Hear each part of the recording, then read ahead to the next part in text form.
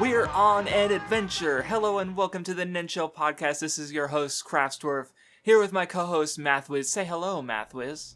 I tried to think of a joke and I didn't have anything. Hello. Because Dragon Ball isn't funny. No, actually, that's not even... I like it. I was thinking of Gintama, maybe. I don't know. Gintama, what's that? Let's just not bring it up ever again. Alright, comments. I thought there were some good ones. Lots of people giving also their, like, personal experiences with Dragon Ball, because it is just this fundamentally important work in regards to specifically, especially, like, Western countries, I mean. So, you know, that's, you know, it makes sense, that it would come up a lot. Kishasa had a good write-up on a bunch of connections to the original Journey to the West and references and stuff. Some of them I was aware of, some of them I wasn't. And, I do, at the end, they mentioned that, you know, maybe we should read it eventually, and I agree, because it is kind of an important work, and I would like to have some experience with it at some point, but also, my anime and manga backlog is long enough as it is, and never mind everything else I want to consume, but, maybe someday I'll read Journey to the West. The Vipe Z, asks if we're covering Dragon Ball Super. The answer is yes. I thought I mentioned it last time, but maybe I wasn't clear about it. The plan is to read the original Dragon Ball manga and then read Dragon Ball Super. I think we're also going to read Galactic Patrol Jacko. I'm more on the fence with there's like the Bardock prequel episode of Bardock manga. That's yeah. No. Yeah. Then there's Dragon Ball Minus, which is also kind of infamous. And then we're also going to watch the Broly movie, and we're going to watch all of the original movies and Battle of Gods and everything, those two, right? I'm assuming no, just because, like, I mean, we already know what happens in them, and I don't think they're, like Jacko's a little different because it's, like, Friends is a prequel, and also it hasn't been adapted to anime, so I don't think you've seen, or, like, you know the character maybe, right? But, you haven't actually read Jacko, have you? I don't think so. I'm pretty sure I've read Dragon Ball Minus, but I don't think I actually read Jacko's. Why am I saying Jacko now? Jocko. Yeah. Yeah, so that one's like more, yeah, if like, I don't know, the Bardock manga mostly, it isn't relevant. Like, Jocko's a character who appears in Dragon Ball Super, so it's like, it's you know, notable to have that context. Where Dragon Ball Minus is kind of, you know, it's just a backstory, like, that we both already know it. Like, I don't know if we need to go out of our way to read it, is what I mean. There's also like a 3-chapter Resurrection of F manga, but it's basically just like an advertisement for the anime, and it doesn't actually resolve the conflict, so we're probably just going to ignore that. And obviously no GT and no anime only stuff, because again, this is a manga podcast. We read manga. I don't think we've ever, did we even talk about Naruto the Last on the Boruto podcast? I don't even remember. I don't even think so. I think we've both seen it, but, I don't remember actually talking about it. Yeah, I don't know. Because we have sometimes like I know we've read Zombie Powder and Monster Soul. Like, we sometimes read other Level E, right? We read other works by the manga author and just sort of talk about them generally very quickly. And yet we didn't read Dr. Slump? Curious. But we've never done that for anime, is what I was trying to get at. Like, because at the end of the day, I do feel like it's a manga podcast, so, yeah, we're just generally not going to talk a lot, even though we use the anime openings and endings, I guess, so. But anyway, yeah, just to be clear on, you know, what we'll be experiencing, I think as far as I have it laid out, we're doing 7 episodes of Dragon Ball, 9 episodes, 7 episodes of Dragon Ball, the manga, and then 2 episodes for Super, for what's been, the completed arcs so far. So this comment was interesting. 27 Daniel, they actually came onto my server recently, and, they actually know Japanese, which, is why they were able to give, like, their sort of perspective on power levels in the Japanese fan base, and they mentioned that it kind of seems to be something that, you know, kids are really into, especially in tokusatsu communities, of like which characters can beat who, right? And that's but they, you know, said that that's something maybe that they grow out of, and I definitely think that's true to a degree. But what I realized after that, because I've also thought about this distinction, or like how the different fan bases are with anime and manga stuff between the two countries, because I think it's kind of interesting because like obviously it definitely happens in the West where like there was people who like experienced Pokemon or Power Rangers or Dragon Ball as a kid, but then they grew up and they weren't really interested in that anymore. But then there's also more like otaku, I mean us too, like we're nerds. Here we are, adults talking about this, children's manga, right? Like we didn't necessarily like grow out of it in the same way, so to speak. And I believe that's also true in Japan, where, a lot of people do experience this stuff as a kid, but they do eventually grow out of it. They start reading seinen manga, their tastes kind of evolve as they age, and they stop engaging in the stuff for children. But then there are also otaku who just engage in everything. And I think that's interesting to think, well, because I brought up like power scaling YouTubers and stuff, where you have these adults who are getting really in depth about the power levels and stuff, and that's what I was mostly thinking of when about how like the communities are maybe different. So I guess what I'd be curious about is if there's like, is there an equivalent to like power scaling YouTubers in Japan and to Japanese speaking audiences? Do otaku not care about that kind of thing, or do they? Like that's what I would be curious about, I guess. Like I'm sure they do to some degree, but I'm wondering there's a lot of popular like power scaling YouTubers. That's a notable like facet of the anime YouTube community. And so, well, I guess to go back to my original point, why I think the West is maybe a bit different, or I guess it's the same in that you have the people who grow out of it and the people who don't, but the difference is that like anime is just like there's a huge difference between like Sazai-san and One Piece, where like most of the like a huge portion of the country has consumed it in some level, where compare that to America, where even the most prolific things like there's lots of people who haven't consumed them. So there's just like a discrepancy between those people who grow out of it and the people who the more, it's because it's more niche in general, I guess. So it's a bit disproportionate, the differences, I guess, which is why you get like the people who are really into anime and stuff. Like there's just I don't know how to phrase it. I had it phrased earlier in my head better, but so yeah, I guess I would be curious about hearing more about, like I said, about are there these power scaling YouTubers in Japan or communities in general who talk about this thing a lot? I don't know. There were a few other comments that I thought were good. Mr. Grem mentions like child men characters, and with Goku being one of the only ones from the time, which I definitely think is true. Though I do remember like Astro Boy being an older one, of course, which Toriyama even cites as an influence.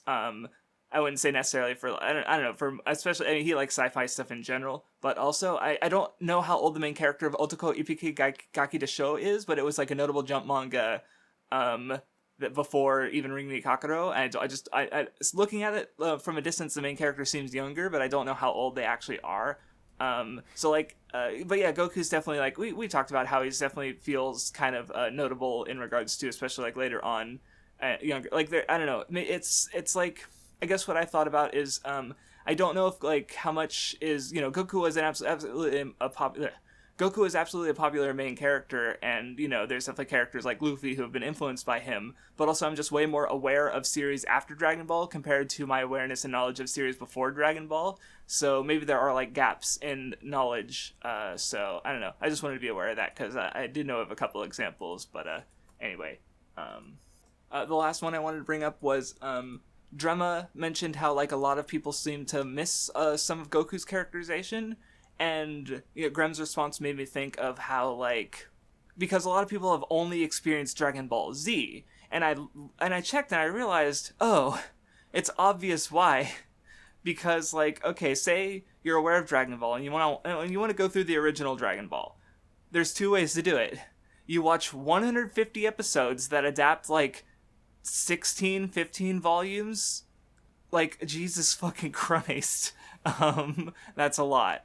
Or you read the manga, which anime fans are allergic to manga, and it's just in general way less read. Like, Dragon Ball, I would say, is probably one of the more well-read titles, but even then, like, it's just, people are just so not into it, relatively speaking. Like, Minimalist is a great example, because it's pretty indicative of the online communities you find, which already is a more manga-heavy subset compared to, like, people who watched Dragon Ball as a kid and then just kind of, like, ignored it, right?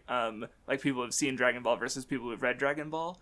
So it's just, like, and then you also have, like, Dragon Ball Kai, which skips Dragon Ball. You have Dragon Ball Abridged, which focuses on the anime and the DBZ anime and skips Dragon Ball. So you just have a lot of like, a lot of people, their only experience with Dragon Ball is Z. So it makes sense that they miss a lot of Goku's like key characterization, because it happens like, it's not even like hard to grasp characterization. It's just like, but it's just in material a lot of people haven't consumed, I guess. And, and so, like, you also don't see how he, changes. Like, even in this reading, there was a moment where, like, hey, I've gotten better at being able to tell boys from girls with just looking at them.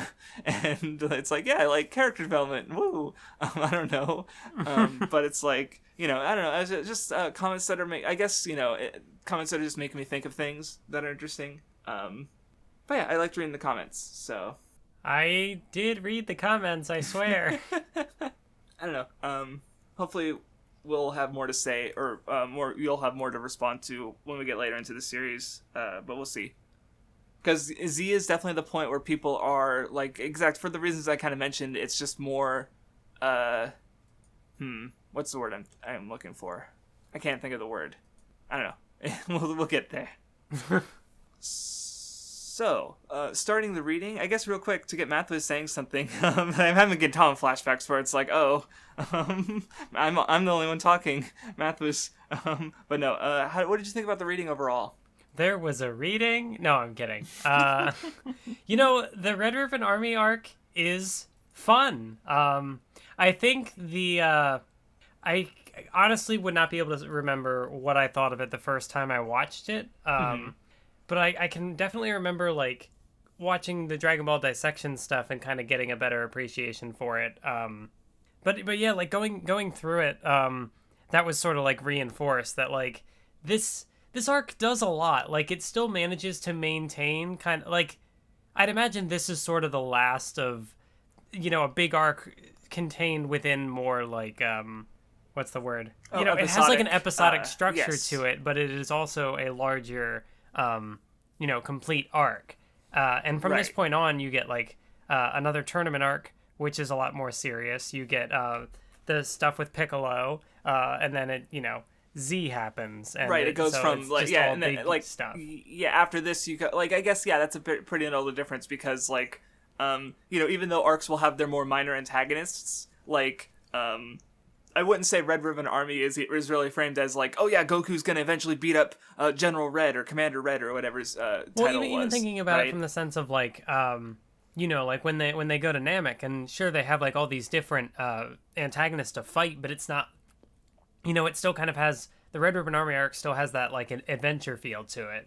Whereas like in later arcs, they might fight different people, or there might be different stages of fights, but it's not like, okay, we do a thing at this location, and then that takes us over to this location, and then we go over here to this other place, and, that sort of thing.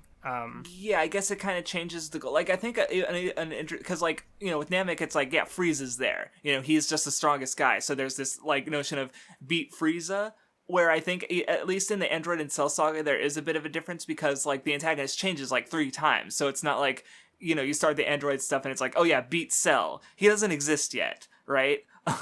So it is a little different in that instance, but, I definitely think, yeah, the difference between, like, Red Ribbon Army and Piccolo is because, through the Piccolo stuff, there's just this general thing, like, the general goal is beat Piccolo, where in this arc, even though, yeah, there is this recurring antagonist group with its, supreme leader, it's not like beat Red Ribbon Army or beat Commander Red. It's find the Dragon Balls, which I think is reinforced with like the last part of this arc, which isn't about beating up the Red Ribbon Army because they're already destroyed. But there's still more of the arc to go because they have to get the last Dragon Ball, which involves Elder the Baba, the Seer, and like it's not so it makes sense that like and this arc I think because I know it's Mysteria Fusion's like favorite Dragon Ball arc, I believe, or one of them. If it's not at the top, like I know Saiyan Saga, I think it was up there, but it's been a while since I saw his ranking, and I know it's changed at times. But and I like because I don't know, like the fan base of Dragon Ball is so big. I don't think there's like a consensus good arc, and in general, like a lot of people just think the series is heavily flawed in the first place. Like I think people like Saiyan and Frieza. I think and Cell has some fans. Boo less so, But Red Ribbon Army, I feel like, is definitely the, I guess, the hipster choice of like, oh yes, I read the original Dragon Ball, and I like it better than Z. Yeah, like, I think it has, I don't know, I like it for that, you know, kind of best of both worlds sort of structure, where it is like an ongoing arc, with like recurring antagonists, just more under the umbrella of Red Ribbon Army. But at the same time, you know, it's still Toriyama kind of getting the chance to do this sort of, you know, it still has like, there's a lot of room for comedy there, and you know, with a lot of the things shifting, like characters come in and out of the story. So like it starts off, it's just Goku by himself, but then like Bulma and Krillin come in for a bit, and then they dip out, and it's Goku again with these other characters, and there's like, you know, Muscle Tower, so you're over in like, you know, wintry, cold area, and then, you know, underwater in this pirate cave, and then you're in the forest, and you're climbing this tower to go train with another master, and, you know, it's just, it goes... it goes all over the place. It has an opportunity to still, you know, have that adventure feel to it, and it makes it fun to read in that way, because it's not repetitive in that way. It just, you know. Yeah.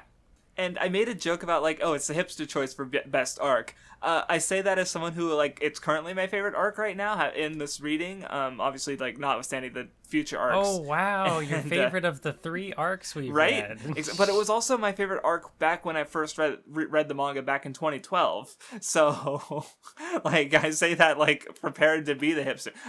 I see, and that's the thing is I don't know how I'm going to respond to the later content when it becomes, because like that's the thing is it's Dragon Ball becoming more like the series that I do like, right? Because I do like Naruto, Bleach, One Piece, Hunter x Hunter, like a lot of the kind of series that we've read so far, you know, they were inspired by the material that was adapted into Dragon Ball Z, not the material like not that it wasn't there and it isn't important to the manga overall, but like so I don't know how I'm gonna, you know, view that material, because I hope to like it, and I know some of my friends also really like it, but you know, it's just I'm so far removed from it that I don't really have an opinion at this point, obviously, not having read it. How rereading Dragon Ball made me change my score from a 9 out of 10 to a 1 out of 10.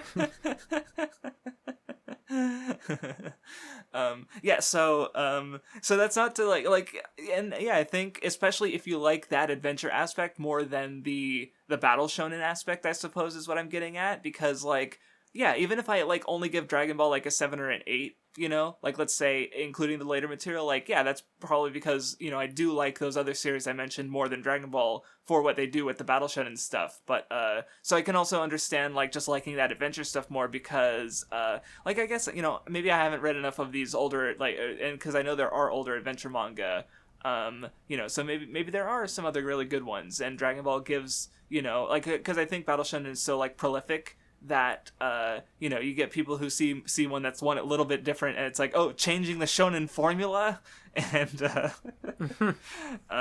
so you know, it is different, and I think you know, from that normal stuff, so it, you know, and yeah, it's a good arc. I like it. It's fun. It's got my favorite fight in the series so far. So I don't know, I'm curious to see what I like or what happens when I read further, but it's good.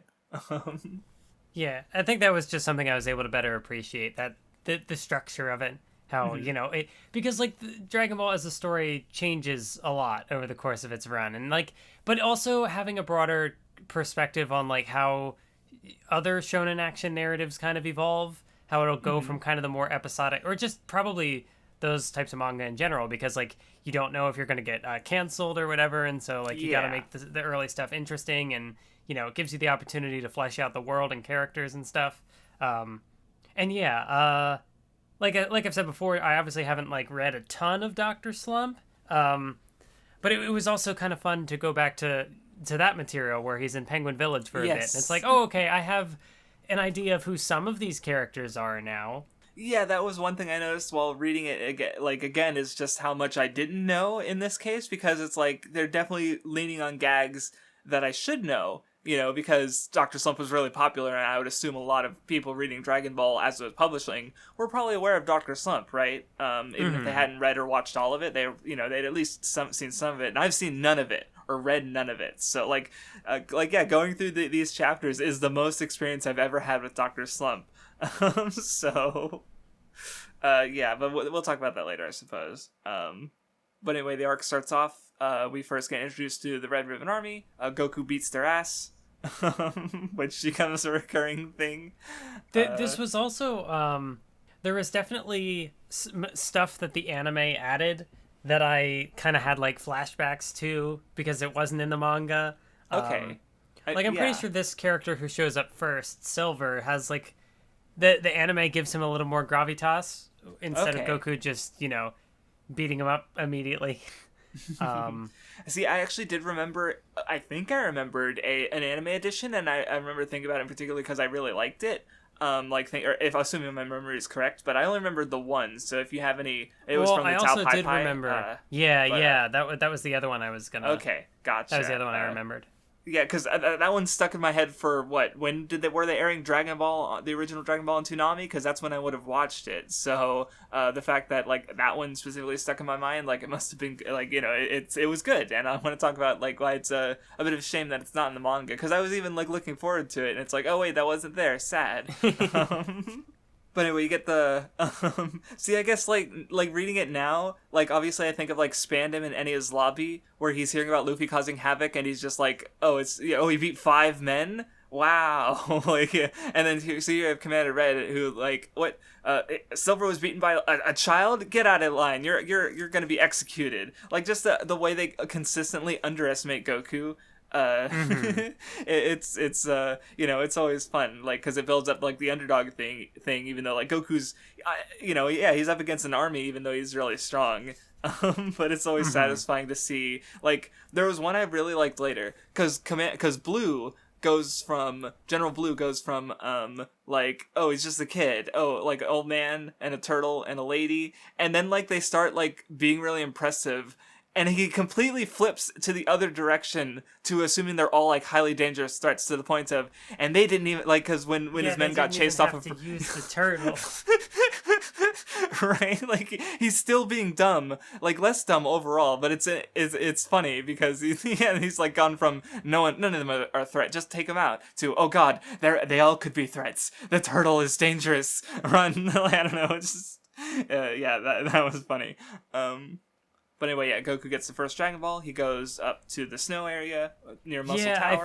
I think also just more specific instances of that, still having that kind of episodic structure to it. When he when Goku's flying around on Kintone, but then Silver blows it up, and so it's okay, now Goku needs another method of transportation, which means Toriyama gets to draw another cool airplane thing, and he's got this little robot sidekick guy who, and then the plane crashes. They get into the cold mountain region, and the technology freezes, and so then it's no more robot character. But it's one of those little things where it's just comes and goes. But reading it through the manga specifically and getting that more episodic chapter by chapter feel for it, it's I think more prevalent.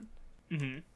No, yeah, well, and vehicles kind of also just come a recurring thing. I remember, at one point, I think they want to go to the Red Ribbon base to support Goku, and they comment on how they don't have any vehicles anymore because they've all been stolen or lost or destroyed. And the transportation is it's and I guess it is interesting to see that, especially knowing that later on in Dragon Ball everyone can just fly, or Goku can even teleport, and transportation stops being a thing. So it's kind of neat to go back and see it being so such a concern overall. Even though at the end of the day it's not a big concern, because they can usually pretty easily get or remember that they have vehicles or take them, but it's still neat to see overall. It's definitely something that is pretty central to original Dragon Ball, and not as much it's one of the elements that kind of gets dropped over time, which I mean it's an evolving story that happens, because with the Z portion of it, I'm gonna keep saying that even though it's one whole manga. I know. No, I understand. Well, because like they are really distinct halves of the manga, right? Like even though I would say the exact transition point, like honestly, you could say Z. Maybe it's the Z. The marketing Z. worked. Yeah, you can say it's Z when Goku becomes an adult, right? Or like you can debate that, but at the end of the day, like because losing the vehicle element allowed them to more easily facilitate the action battle shonen element, right? Yeah, it just shifts more in the action direction, right? Like that's why I say I understand if Red Ribbon Army is your favorite arc, because that that means you've just really liked this adventure, this whimsical comedy, lightheartedness, and that's like I'm enjoying it, right? I don't know if I'll like the later stuff more or not, but it's still worth enjoying, right? But anyway, go ahead. I will be curious to get through the rest of the material between Red Ribbon and the Saiyan arc, because like I think that there definitely is a different appeal between the two, like between early Dragon Ball when Goku's still a kid and then when he becomes an adult, and it's a different set of characters and stuff. But of course, that's not even to say that the early portion of the story isn't also pretty action heavy, because obviously the next arcs we're going to be getting are they're also pretty dramatic and serious and fighty. I don't know. Yeah, and there's definitely some longer fights. Like I think the longest fights so far were like Goku versus Jackie Chun and Goku versus Tao Pai Pai, which were like not just because most of the encounters I would say are just a chapter or two, maybe. There's not that there are like I think the purple, the ninja, that was a longer one, but that was also more of a gag fight in comparison. Not that like especially Jackie Chun didn't have gags. But I guess that's where Tao Pai Pai, and we'll talk about him later, of course. But he does kind of like in general, like already, I'd say the manga is shifting tone, right? Because Tao Pai Pai is this way, like more brutal and serious character as an antagonist compared to even like Commander Red, who he like the way anyway. I'm skipping way ahead, but we'll talk about it. So anyway, Goku gets rescued. He very much, ends up getting his Dragon Ball, but also saving everyone from White, who is a tyrant. And I like when, he's all rested up and he beats up the guys and he's like, okay, I'm going to go out. And then he runs and then he comes back and he's like, it's cold. And then we get, I was remembered correctly, as you mentioned, he's called Full Metal Jacket, which I don't know if that was in the original Dragon Ball or if that was a change to a changed reference, but I mean he's more evocative of the Terminator, obviously it's because Arnold Schwarzenegger with the sunglasses and being a robot human. I mean it was kind of a neat fight because it's just like here's like what's ultimately a mook, but he does give Goku a lot of pause. Like the fight lasts a couple chapters, and he even fights like without his fucking head. So I don't know, it was a fun encounter. But he ends up losing just because he runs out of batteries. Like, he doesn't even get beaten necessarily. It's just it just ends in a gag, and it's like okay. And the fight with the ninja was even more of a gag battle, and it was also pretty funny because he just has all these dumb tricks. Especially at one point where he just gets frustrated and pulls out his ultimate ninja art, a gun. So, it doesn't work so well because it's Goku, but I thought it was funny. Yeah, there's a lot of fun stuff to it, like him hiding in the pond and Goku just grabbing boiling hot water and just pouring it down the pipe. Yeah. I guess thinking forward rather, it's also kind of like a trickster battle. Like it's a trickster battle, Goku versus Krillin later.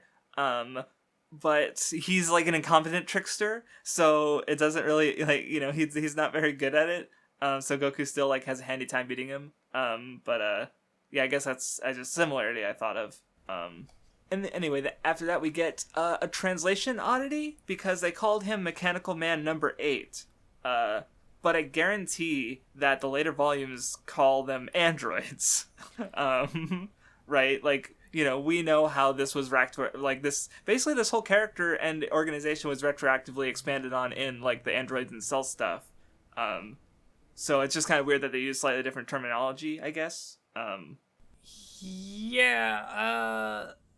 don't know. I won't pretend that my Japanese is good. Yeah, I don't know. But I think it's one of those things that I don't know if they are different terms or if they are meant to be the same. I don't know.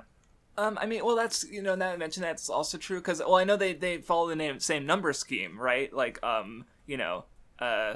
he's number 8, and then later on we get, like, 16, 17, 18, 19, 20.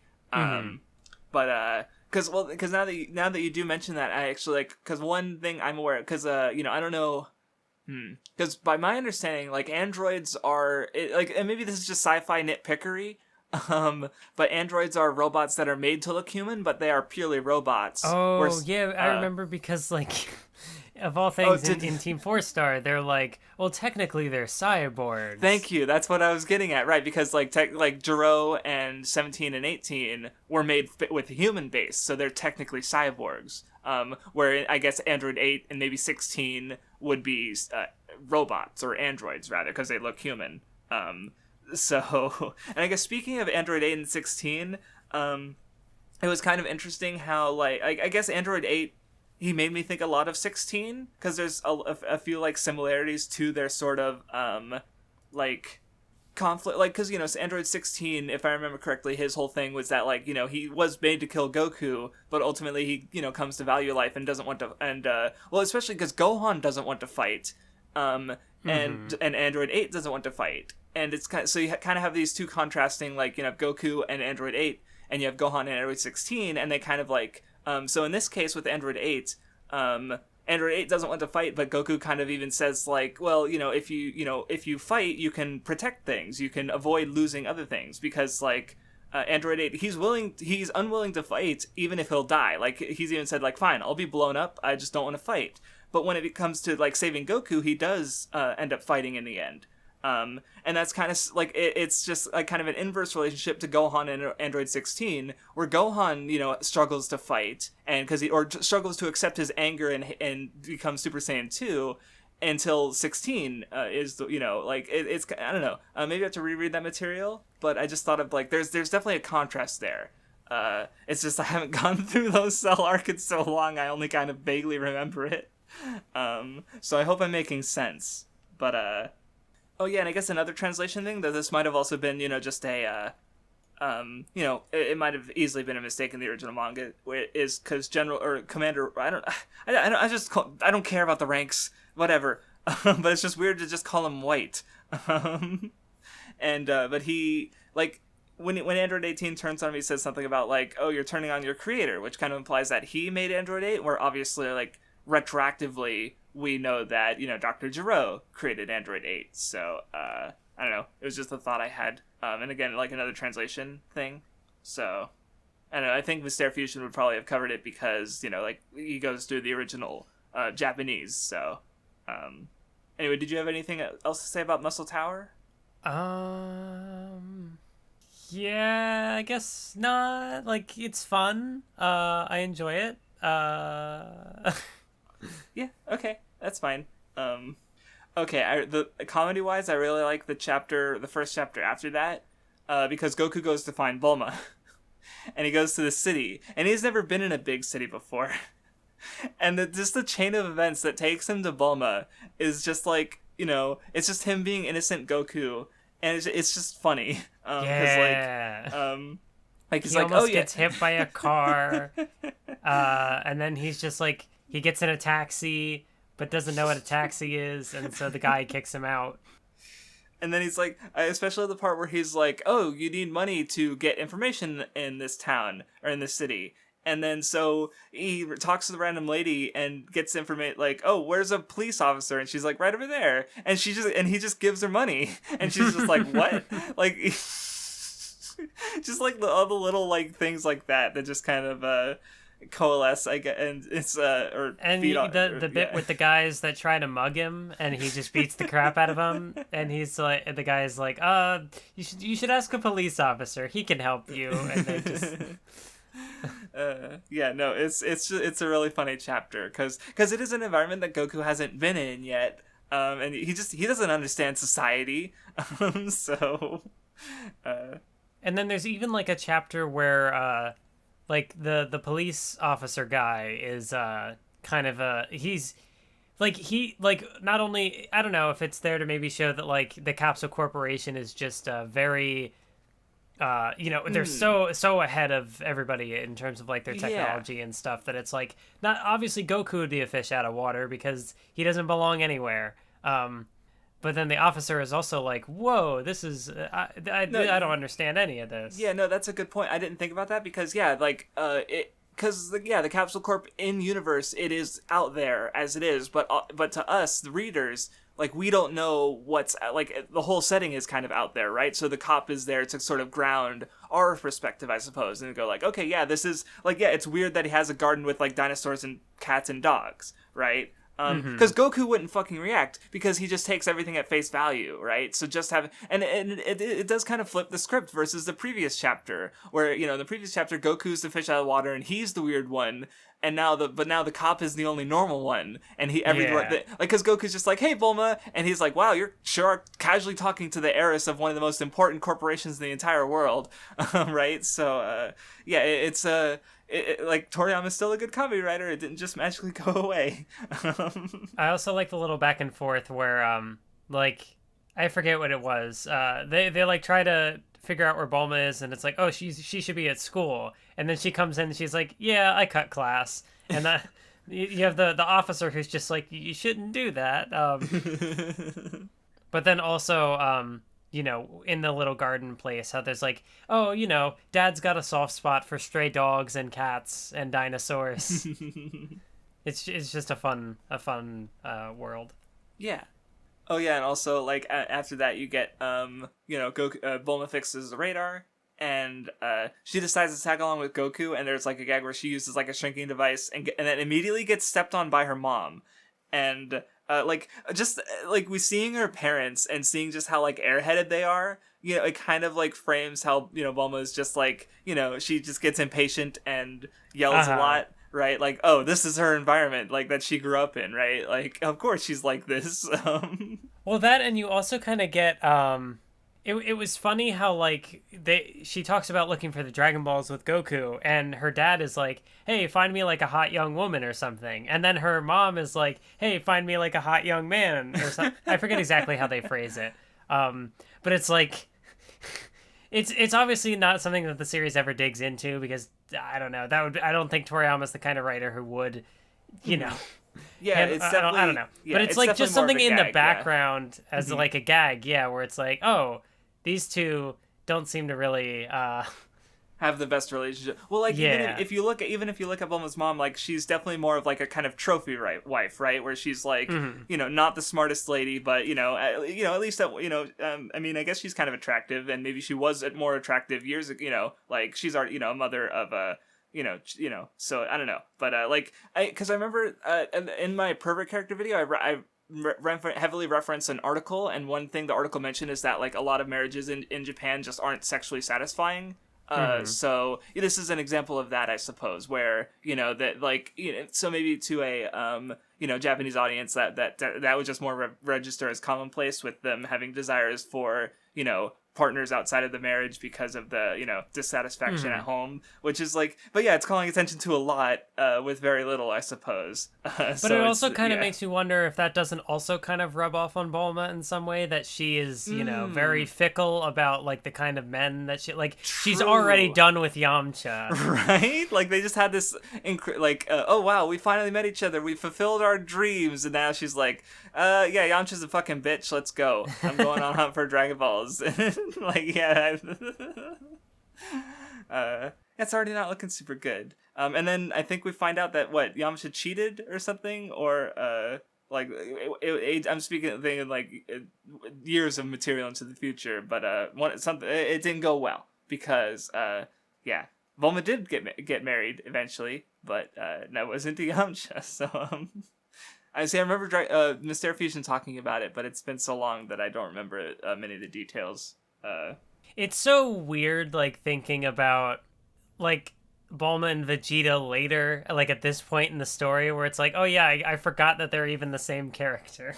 Yeah, because, she gets older, and, I guess she, at the end of the day, like, all these characters are kids, and I guess Goku, like, because I was kind of mentioning, like, Krillin, he's pretty different as far as he's first characterized versus, where we know him in the Z material. where, you know, with Goku, he is largely similar. Like, there's definitely change, and there's already been change, even in just in this reading compared to the last one. So, but, it, you know, compared to, like, the other characters, I guess he doesn't change as much, but he's also, like, way more central to the narrative, where, like, yeah, it makes sense that Bulma would just, like, grow up and have her own things going on outside of the story, right? Because, yeah, she's still kind of, like, a brat, and maybe not the best person, even at this point of the story, but, you know, as an adult, yeah, I don't remember her being particularly, you know, Bulma, I guess, is one way to put it. So, yeah, good point. Anyway, then we get introduced to General Blue, I guess the first of the major antagonists for this arc. Oh boy, here we Yeah, there's a moment I've been thinking about, and I'm like, I wonder how this is gonna go over. Like, reading it and talking about it. Yeah, he has the kind of characterization where, like, initially, like, when he executes the guy for, like, picking his nose, that, like, oh, he's just very, I forget what it is. But, like, him being, like, super strong and in this position of power, and he's like, oh, tough guy, right? You know, thinking of, like, the other antagonists up to this point in the arc were a lot more serious. But he has kind of, like, a quirkier personality that, like, he's very, I can't think of the word. Shoot.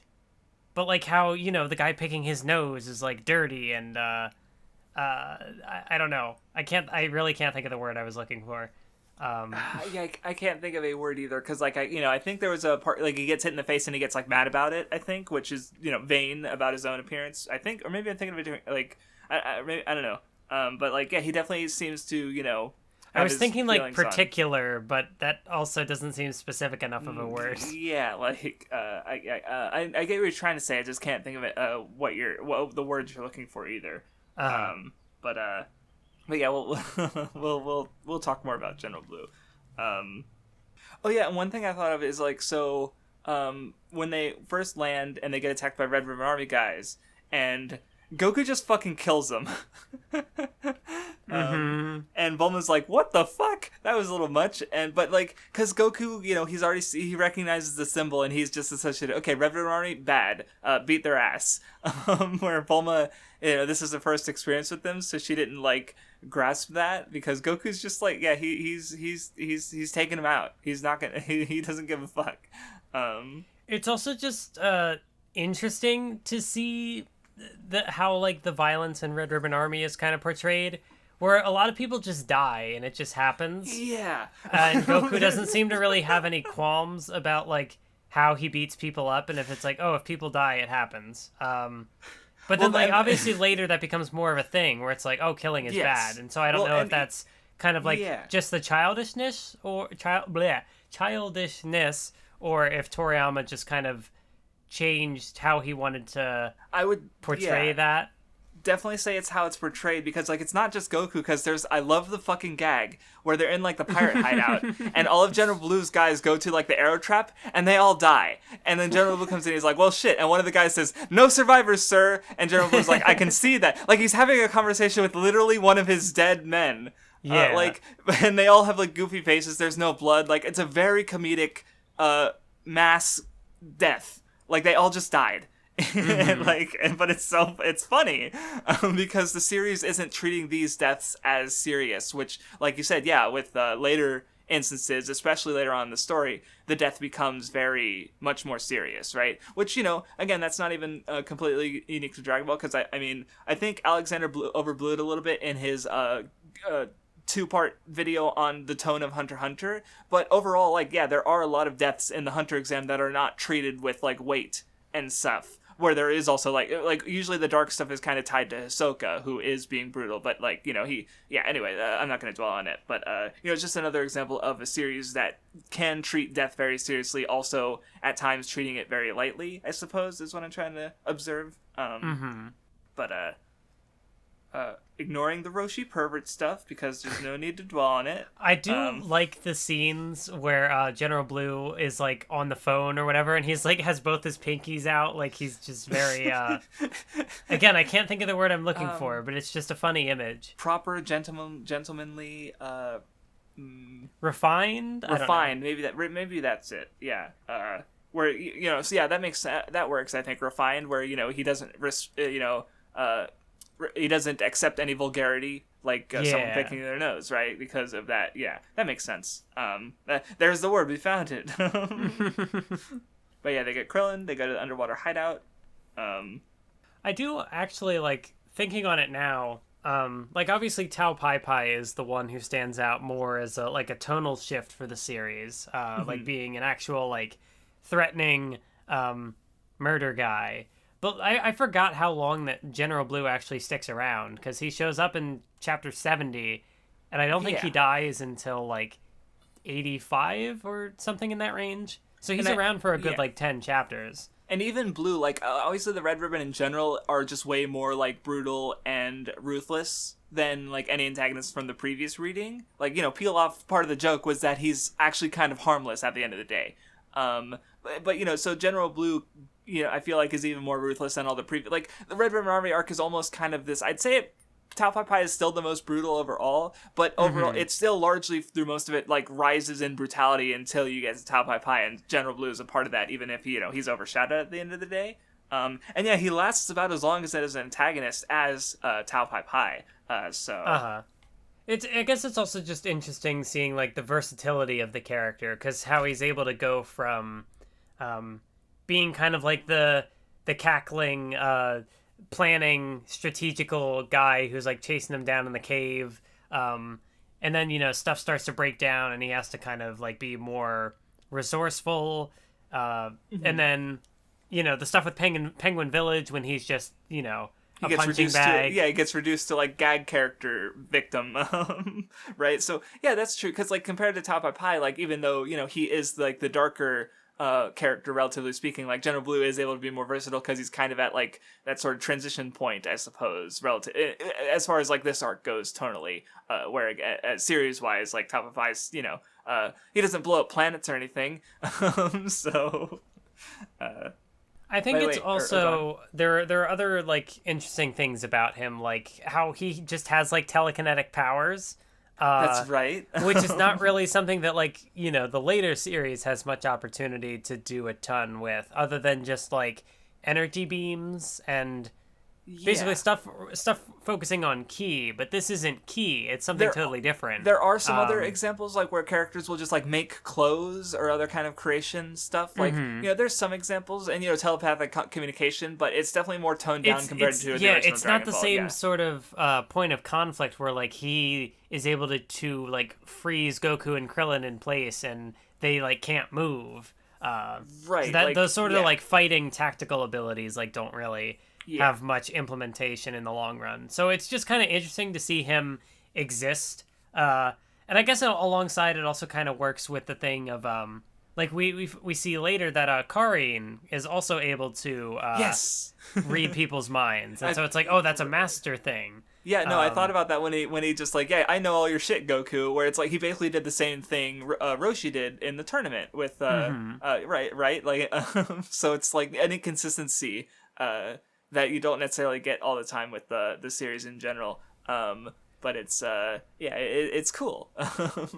Yeah, it's just interesting to see things that pop up in the series now that can't really get much focus later, especially when the story is more serious. Then it's like, okay, if somebody had these telekinetic powers and could like freeze people, we would have to figure out a way to defeat that and stuff. Like I actually remember, because like it's actually a less extreme version of Kinnikuman, which massively has flashbacks. But I remember Yuta Tamago in an interview, or one of them mentioned that like how they got away with a lot in early Kinnikuman that would not fly at all with audience nowadays, because audiences nowadays, I guess they, want the more consistent stories with the more understandable rule sets.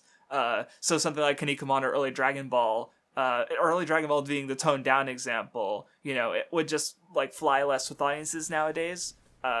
So I guess that's part of why the shift is, because of what readers want.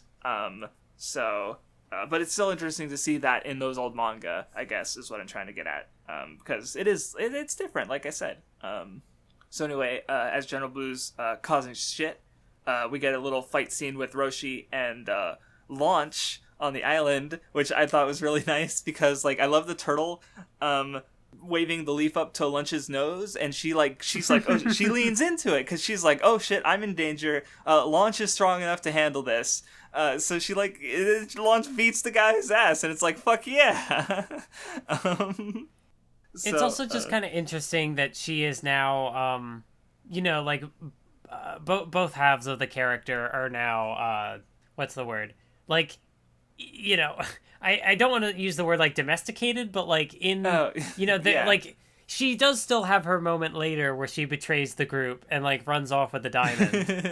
Right. But she doesn't just like beat up Roshi as like, who are you? Why am I here? She's now seems to have more of an idea of like, yes, she's acclimated to her. Yes, exactly. For a while, so clearly I must be here for a reason. Right, like my other self hasn't gotten hurt, so it must be relatively safe here and fine. Like it'll be, I can just not shoot these guys, and of course until she sees opportunities, like, yeah, I'm gonna take this fucking diamond, it's mine now, bitch. But can you blame her too much? She just wants money, I don't know.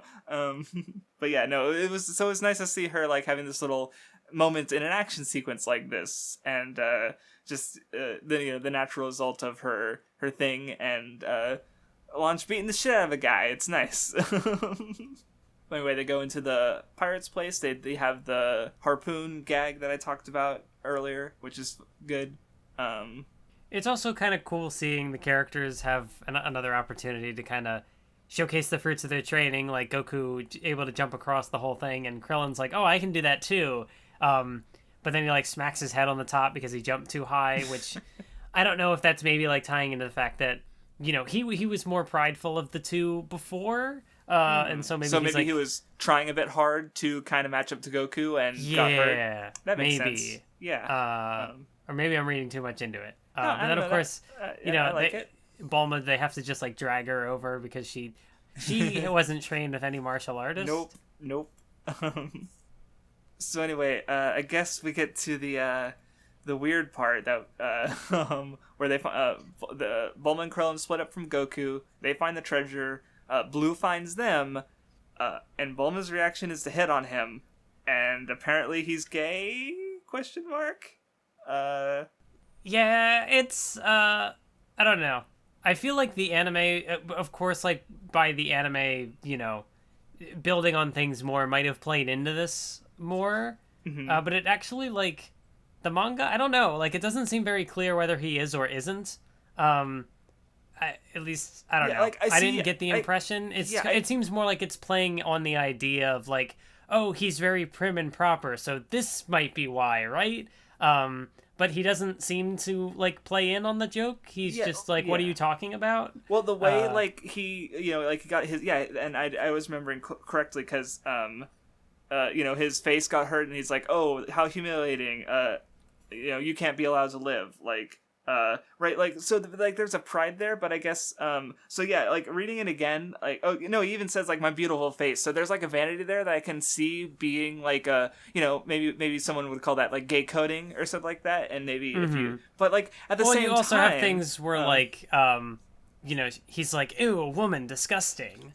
That was the one that made me think, okay, yeah, maybe not gay, like you could just be asexual, right? But like because I remember thinking about it a while ago, like maybe he's just a professional and doesn't want to. Before I reread it, obviously, and not everyone just like but yeah. So yeah, I'm not sure if I'd like just calling him gay would be like an absolute thing, especially like I think portraying villains with homosexual characteristics as it sort of that's a common trend for a bigoted reason, traditional bigotry reason. And well, I mean, but even then I think there are a lot of instances of, I mean, I guess the characters in general, but of just people like assuming things, right? Like and about gender or age or stuff, like when General Blue sees Roshi, he's like, oh, this old man, he must have developed the dragon radar, right? Like there's no way a teenage girl could be smart enough to make such a high-tech piece of machinery that outstrips like our big machine that can't even find the Dragon Balls with that level of certainty, right? Like just that kind of, I feel like there's some other instances. But just where, of course, Goku is the one who overall like succeeds the most. He's the one who has no pretensions about anyone, and he's just, and like even with the overall thing, you could say like, okay, yeah, Commander Red, he wants to be taller and he's to be taller, he made an army to wreak havoc over the world and rip it up to find these Dragon Balls because he's too insecure about being being small, and the one who destroys that army is even smaller. Right? So like, you just have all the, I don't know. I felt like there were some more examples, but I can't think of them right now, but I don't know. It was a recurring little thing I noticed. So, I don't know. I forget how I was going to tie that back to General Blue, but, I don't know either.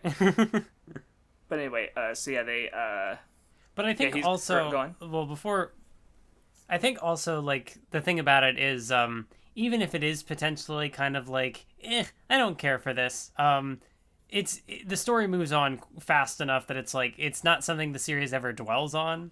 Yeah. Which I think was brought up in one of the comments that like, even if Dragon Ball's comedy can kind of be hit or miss with people, the series moves quickly. So it's not like, I think they also did mention Gintama, where it's like you can have a whole several pages with a bunch of text like really going in and exploring the full potential of a joke, whereas like with Dragon Ball it's a lot of just it's a fast moving manga, so if there's something you don't like, it kind of just happens and moves on.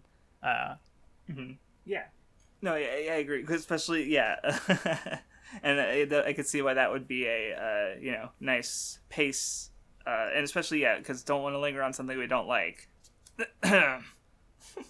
Oh yeah, I like how there's a little bit where the I guess regarding Blue being refined and rejecting gross things. There's the mouse that like scares him, and so Goku like, I'm gonna save you, stay in my mouth. And it's just ew, but also like I guess he saves the mouse so it doesn't die.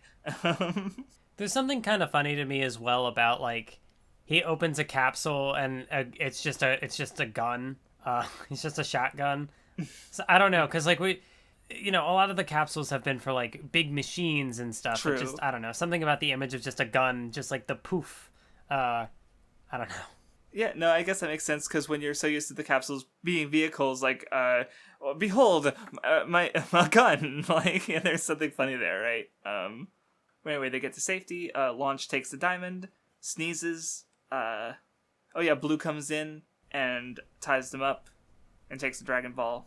That was a fun use of the gag that like Lunch isn't there to be tied up, so that way they can have a savior at the last second. Which I mean, I think we're already kind of getting to the point where I don't know how much else Toriyama can do to make that joke of like, oh, she sneezed and she become violent. Yeah, it was already kind of a limited joke as we talked about, but because I think after this point she stops showing up very much, if at all. Well, I'm pretty sure she's a background character in the next tournament arc. But that might be it. Gotcha. Because obviously, like Oolong and Puar and stuff, they stay background characters for basically the entire series. But yeah, Lunch not so much. So anyway, Penguin Village. Yeah, this was kind of fun. Seeing the like fake out. I'd imagine they probably would have even really ran with it when it was like published weekly in Jump, because like it starts off where it's just the Dr. Slump cast. Yeah. They're just walking around chatting.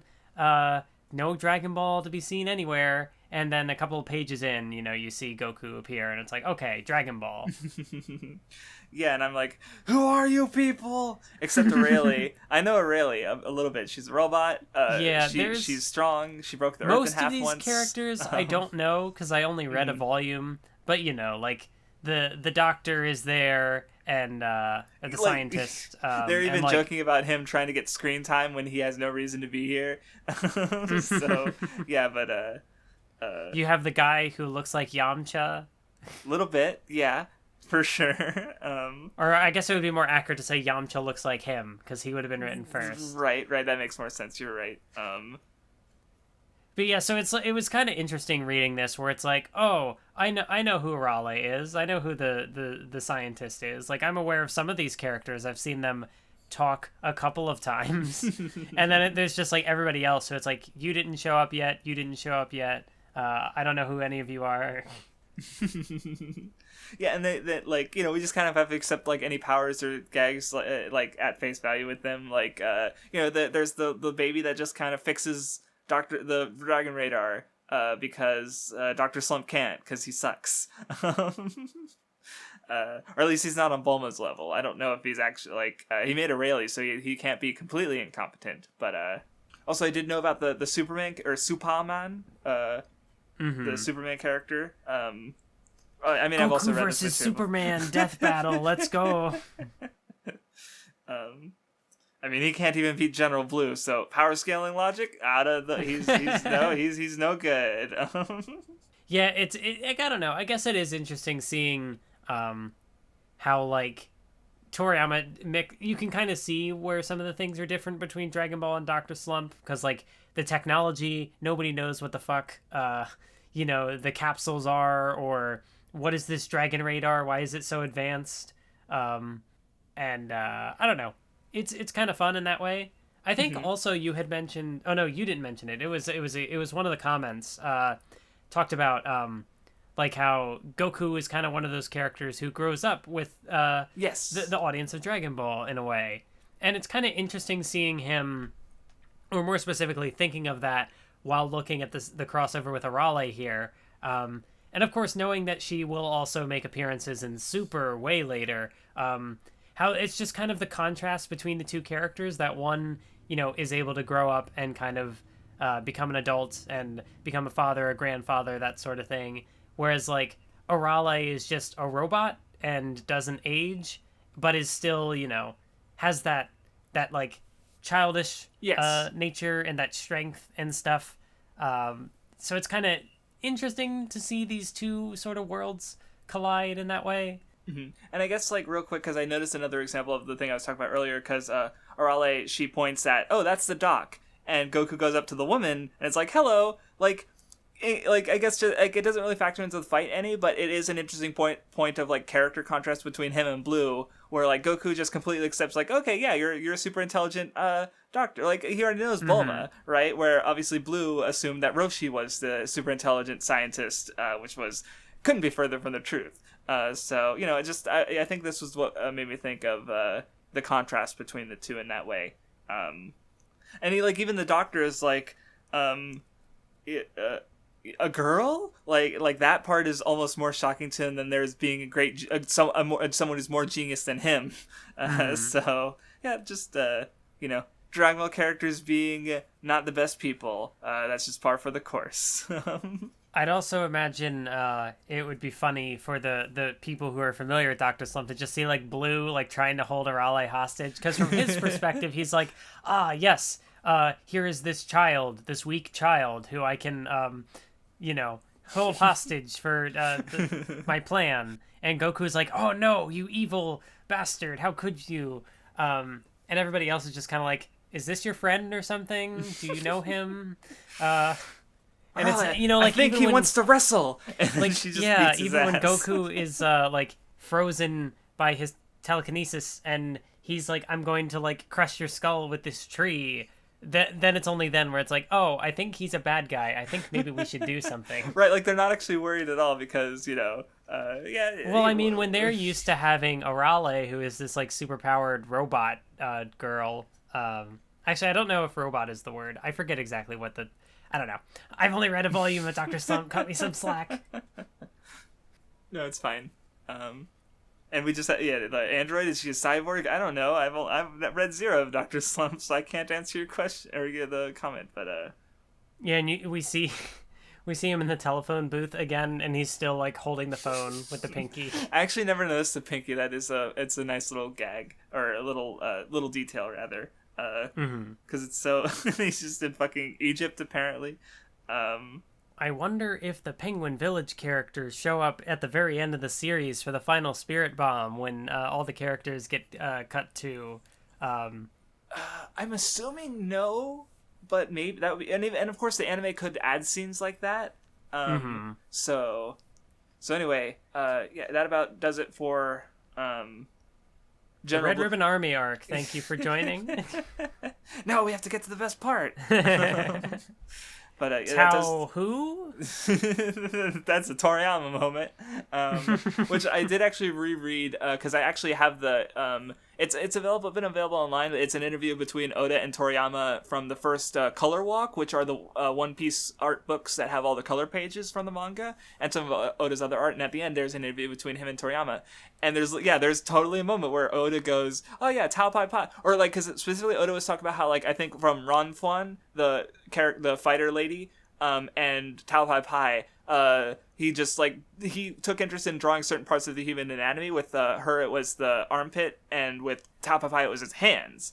And Toriyama was like, "Tao Pai Pai?" ?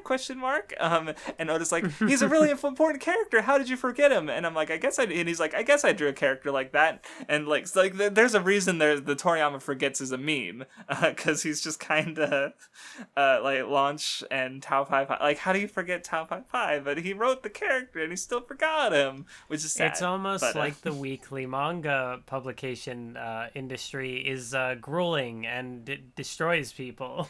No, like, there was even a part in that interview where he said that at one point he was drawing, like, or maybe it was a different interview that I was looking at, where Toriyama had drawn, like, 5, I don't know if it was pages with colored chapters or full colored chapters in a row.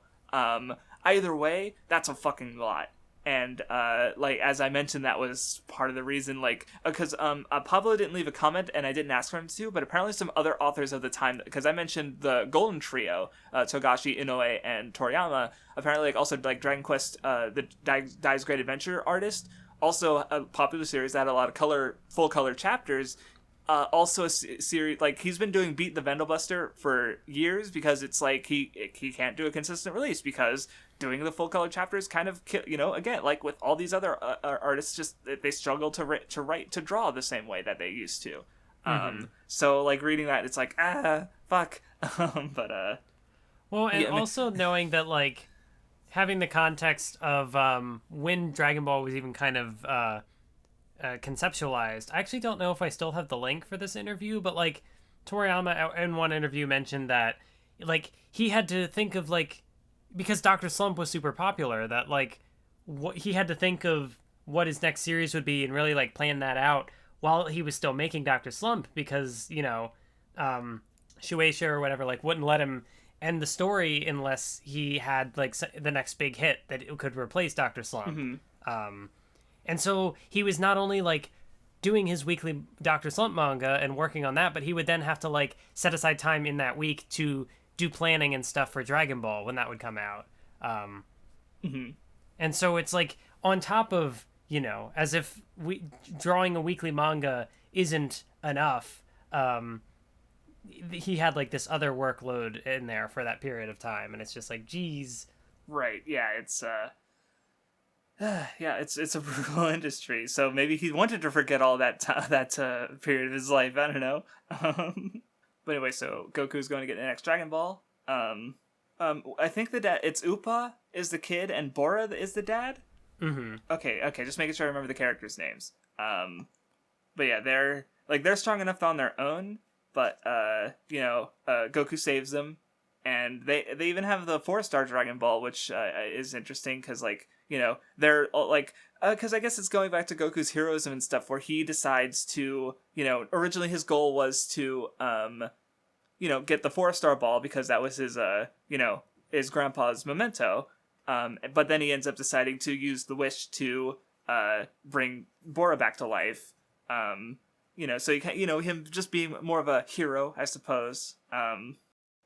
Which is good in contrast to Tao Pai Pai, who, like, is introduced easily killing General Blue with his fucking tongue. Like, between that and the way he, like, plane, too slow. I'm just gonna throw this pillar and write it. Like, like, even reading it now and knowing where Dragon Ball goes, it's just a really cool display of power. And it, like, instantly sets, there's, boom, like, almost all of his characterization, everything you need to know in, like, a chapter. And it's like, he just has a lot of impact, I suppose. But yeah, then he crashes down, kills Bora pretty easily, who just seemed to be pretty strong in, like, taking care of all the Red Ribbon guys. And then he, I think, gives Goku, like, the easiest loss that Goku's had up to this point.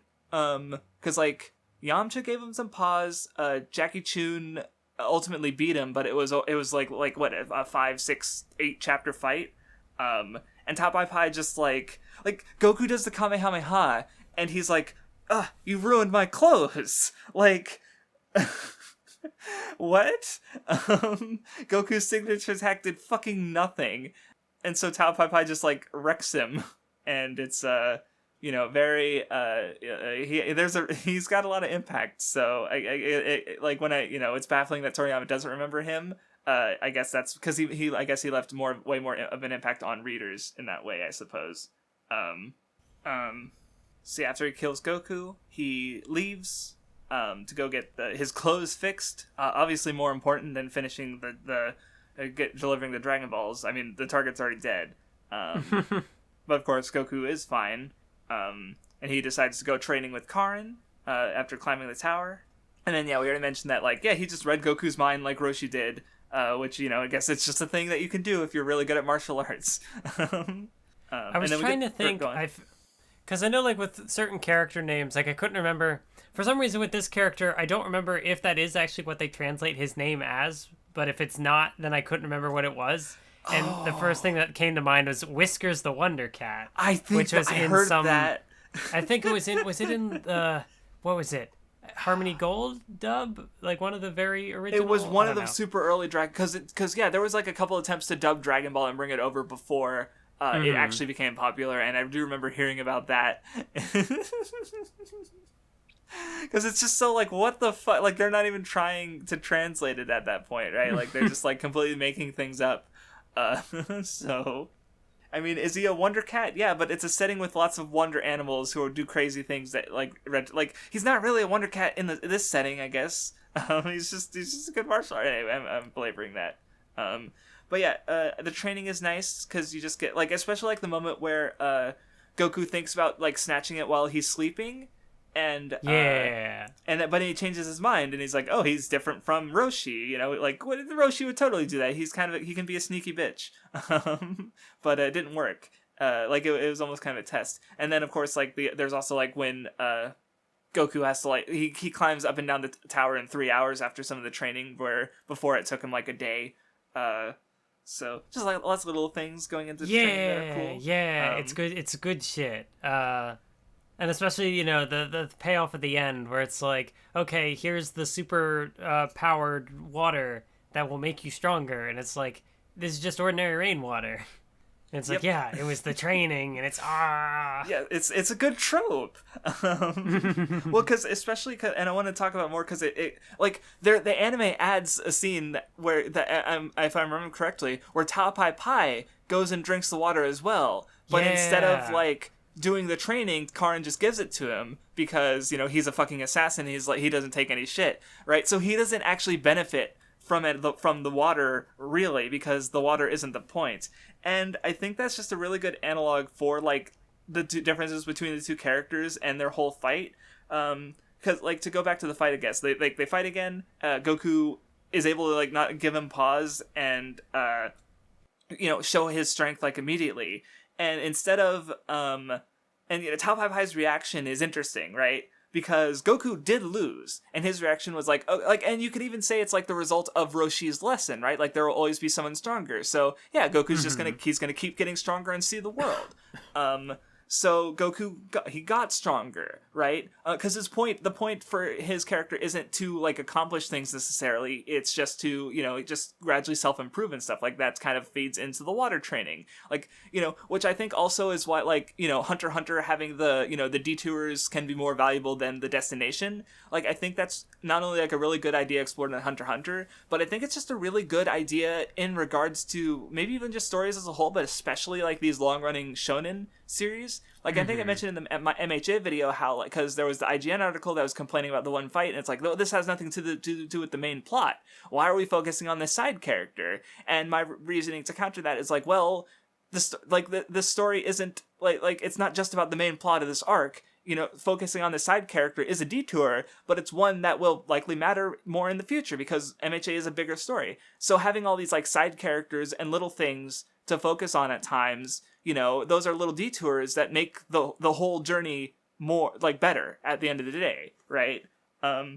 So to tie that back to Goku is like, he's going on these detours. Like here, this is an arc or a part of the arc that changes like his overall goal because he decides to bring Bora back to life, which is a detour. But because he's able to like appreciate those little detours and improve himself, where Tao Pai Pai isn't a character like that at all. He only cares about his goal, money. And so, like, when he's about to lose, instead of, like, self-reflecting, self-improving, finding a way to be a better martial artist, he pulls out a weapon, a sword. And I love Goku breaks the sword, and then he puts away his, I can't pronounce the actual name. Noiba, thank you. He puts it away. It's like, I'm just gonna beat you hand to hand, because, like, that's how the, Budokai Tenkaichi works. He wants to get stronger. So he's gonna keep fighting this strong opponent, like, on those terms, even though he could win more easily if he wants to. And so Tao Pai Pai, but he just, again, Tao Pai Pai, he just keeps bringing out, like, he brings out the grenade, he bows, and like, I'm weak, I give up, to try and do a sneak attack. Like, he has no integrity, no values, and no desire to actually improve. So like that anime scene of him getting the water is just a really good, like, addition, because it perfectly encapsulates sort of like the differences between him and Goku, I think. But even without it, it's still, like, a really good fight, and I really like Tao Pai Pai as an antagonist. So, I would say this is my favorite fight in the series so far, personally. Yeah, no, it's good. I also kind of like the part where, I think it's only after, Goku is able to kind of stop all of his tricks, like the thing with the sword, and he's able to block the Dodonpa, and stuff like that. Then there is a little bit where, like, he kind of just lets Tao Pai Pai, beat the crap out of him, and then he's like, yeah, that did hurt, but now I know all your techniques. So, like, even at that point, when Tao Pai Pai has, like, used his sword and stuff and tried to, like, cheat sort of and take shortcuts, Goku's still able to, like, compliment his strength. That, like, hey, yeah, those punches did hurt. But you're not as strong as me, loser. No, yeah, Goku, like, recognizing Tao Pai Pai, even though Tao Pai Pai is, like, kind of a piece of shit, but Goku still, like, respects his strength to a degree, and, yeah, because he wants to improve it. It's cool. And I guess, like, you do see some of that respect towards antagonists. Like, I guess, we'll obviously read it and see how we feel, but, like, the moment where Goku gives Cell the sensu bean, which is it's kind of a controversial moment, and I've definitely seen people talk about it, but we'll see how we feel when we reread it. But I don't know, Goku's a good character. Tao Pai Pai is a good antagonist. It was a good fight. I liked it. It sure is lucky that Goku kicking that bomb didn't detonate the bomb. That would have been bad. Was that a Mystère Fusion? I don't know. No, it's I don't know. He's just like the one example that we've been bringing up that I know we would reference. No, yeah, he his series is the kind of thing where he would make an observation like that. Not as like a whole, like, and maybe it's just like so buried in my subconscious that I thought it was me. I mean, because if he did, it sounds like the thing he'd like bring up for like just a throwaway line is kind of like a hey, that's kind of funny to think about, rather than like a whole 5-minute tirade on like why did Goku do that? That was stupid. Like he's not that kind of Cinema Sins YouTuber, right? Even he does go really in on some parts, but this doesn't seem like one that he would. So I also think it's there. I remember now there was a bit between Bulma and General Blue when Bulma was like, if you let me go, I'll join the Red Ribbon Army, and Blue was like, the Red Ribbon Army has no need for women. But then here there's what is her rank? Colonel Violet, and it's like, hello. Maybe he was just never aware that she was in the Red Ribbon Army. I don't know. It turns out like I just kind of imagine Commander Red being like, oh yeah, General Blue, he's a gigantic sexist piece of shit, so just no one tell him about Violet.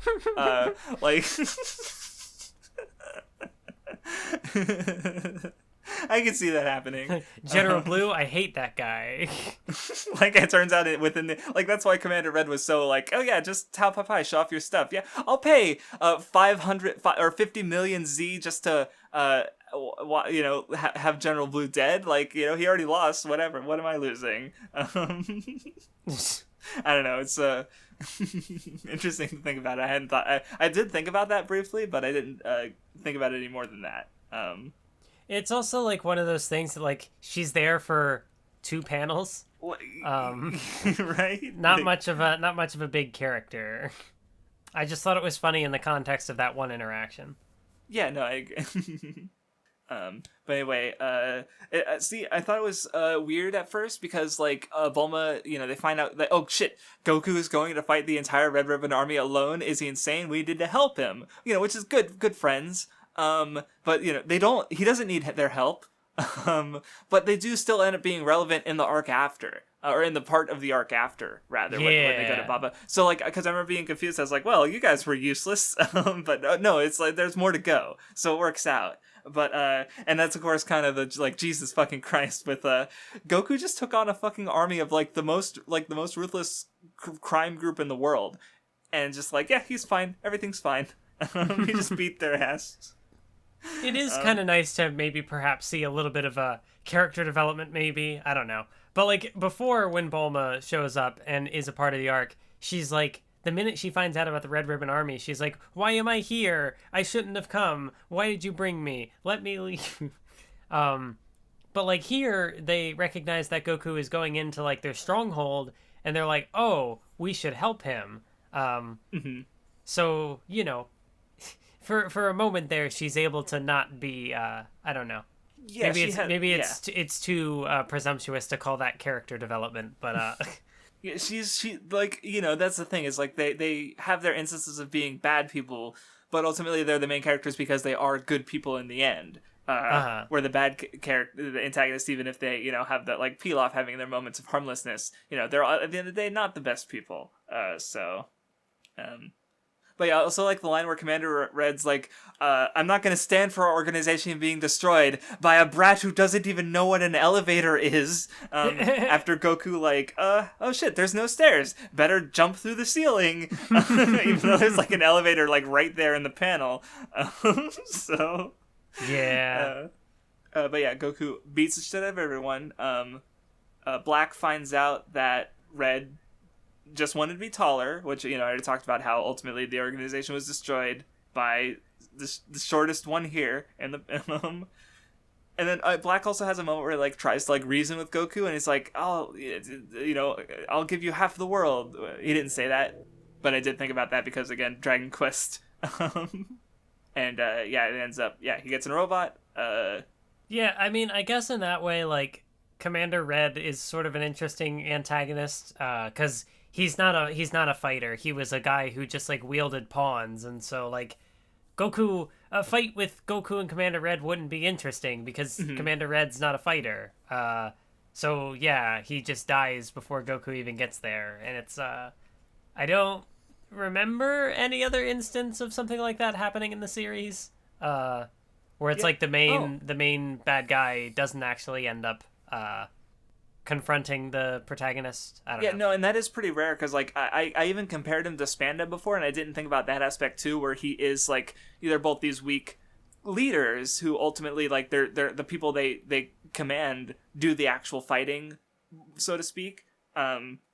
Like, though I will say, because there was one comment mentioning how, Roshi disguised as Jackie Chun was maybe an influence to Luffy's disguise as Lucy during Dressrosa. And, like, with stuff like that, it's like, maybe, but also, where did these tropes come from? Are they that specific that, we could, like, even if they are similar, like, I don't know if I would just outright describe influence, even though, I do know Oda loves Dragon Ball. Like, another connection I thought of that is maybe has a bit more similarity to it is, I mentioned this during the discussion, was you have Babidi and Boo, with the small, manipulative, gremlin who's commanding like a larger and dumber, but ultimately like has a good heart underneath. I compare that to Weevil, Edward Weevil, and Whitebeard's alleged son, and Bakin, where Weevil seems to be a good guy, or at least better than he's being manipulated as. But that hasn't been resolved yet. But so like yeah, Dragon Ball has a lot of influence into One Piece because he's mentioned it. So, but I don't know. There's some that I'm just like a little like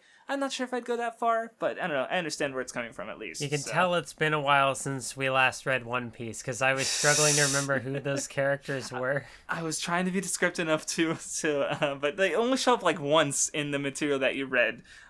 So maybe Wano should just end so we can read more One Piece.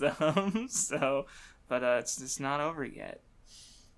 Anyway, but yeah, the fight between Goku wins because he's strong. Like this part almost feels like a victory lap after Tao Pai Pai. But it's like there's a lot of following action in this arc. Come to think of it, because like not only do you have this, but then you have the more competition aspect with Baba and get to find the last Dragon Ball. And Pilaf is a complete non-threat. It's also interesting power scaling as far as bombs go, because at the very end when Goku, like, he kicks away the bomb that blows up Tao Pai Pai, but then also with the Red Ribbon Army, the Blackfire is a big bazooka gun bomb thing that like blows up a mountain, and when Goku kicks that one, he's like, ow, which goes to show that if you just that's what they really should have done, is just found like a really big bomb, and eventually it would have been too strong for Goku to kick away. You're right. I can't say anything to that. So anyway, yeah, Goku finds the gang again. They are horrified at the idea that Goku defeated the entire army. And Roshi even notes that like he might have been strong enough, but he might not have had the stamina to do so because he's older. And of course, so just like setting up Goku as like, yeah, he's really fucking strong. But he also, by being that he's, like they still want to go fight him in the tournament, so, and they're going to use him as a bar to like reach and strive towards, which is cool. Like they're not giving up, I guess. Like they're still going to apply themselves, which I guess is a thing because like ultimately, yeah, they're like, in Z and stuff, they're not like the strongest characters in the series, but they're still like miles above most of the characters who show up and have shown up. So like they're like oh no, they're not the strongest, period. Well, they're still really fucking strong because yeah, they do continue to like apply themselves and fight in these tournaments. Not all of them. I think Yamcha fades away, but Krillin, he still fights in the tournaments. So in Z and stuff, but yeah, I don't know. That's a tangent. Well, I think it is kind of interesting around like this point, like the stuff with Karine Tower in the water. Like it does sort of, it shows that like the passing of the torch is approaching, right? That Goku has already done something in 3 days that took his master 3 years, right?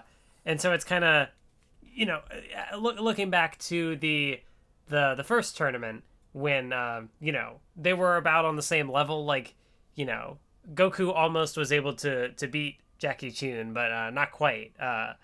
It was the experience that prevented Goku from winning that fight. But now that things have progressed, and now we're getting to the point where it will sort of come to a head in the next tournament when Jackie Chun and when Ten Shinhan comes up, and yes, there's a fight there and stuff, and so the torch gets passed. Also, you said it again. I realized it's funny that we because I feel like I'll have no problem saying Ten Shinhan, even though I tend to lean to Krillin, so I'm not consistent. And I wonder if is it because Krillin's just more relevant in the series overall? Is it because maybe Tien isn't? I don't know. I don't know. I was thinking about like there's a discrepancy there with Well, I've also sometimes seen like a mix of like translations where they'll refer to him as like Tien Shinhan, and it's like no, that's not how that works. Like they compromise. I think that's actually what the dub of the original Dragon Ball does. I think Funimation's dub of that, because especially with him being a more focal character, I think if my memory is correct, so it's just kind of like I don't know. Yeah, that's a tangent that's not relevant to the Red Ribbon Army. That's an interesting way to handle it, to try and like be a little bit more like the original name while also still keeping the dubism, I suppose. But that's next reading. So anyway, they go to the fortune teller's place after Goku gets some new clothes, and they have to beat the 5 monsters, or as we've come out to kind of see, they're all themed after monsters of some kind, to get the fortune for free. And yeah, definitely like go like even though they're all like, you know, spooky Halloween monsters, it's all super comedic.